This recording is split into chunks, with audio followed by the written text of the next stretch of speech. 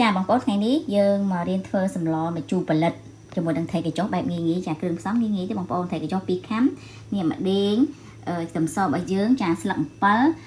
លបងប្អូនមុននឹងយកទៅស្រុះបងប្អូនហាន់វារៀងល្អិតទូចបន្តិចចឹងណាព្រោះនេះខ្ញុំអត់តន់ហាន់ទេខ្ញុំលាងទឹកស្អាតទេចាហើយនឹងមកអមរបស់យើងសម្រាប់បងចានេះទឹកត្រីបងប្អូនអត់ដាក់ប្រហុកទេខ្ញុំប្រើទឹកត្រីអញ្ចឹងយើងដាក់ទឹកត្រីរៀងច្រើនតិចទៅហើយនេះប៊ីចេងស្ករសហើយនឹងអំបិលខ្ញុំអត់ប្រើស៊ុបខ្នុរទេបើឲ្យស្លម្ជូរតែយើងដាក់ស៊ុបខ្នុរទៅវារៀងភ្លាវអត់សូវឆ្ងាញ់អញ្ចឹងណាអញ្ចឹងខ្ញុំអត់ប្រើស៊ុបខ្នុរទេចាតោះបងប្អូនយើងទៅរៀនធ្វើទាំងអស់គ្នាងាយៗអស់លុយតិចបងប្អូន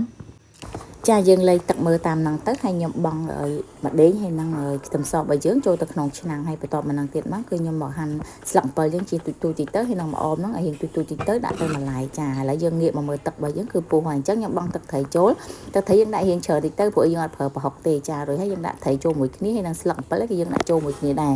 យើងងាស់មកស្ទុះទៅវាចេញជាតិជូរហើយអញ្ចឹងខ្ញុំក៏ដាក់ប៊ីចេងស្ករអំបិលហើយ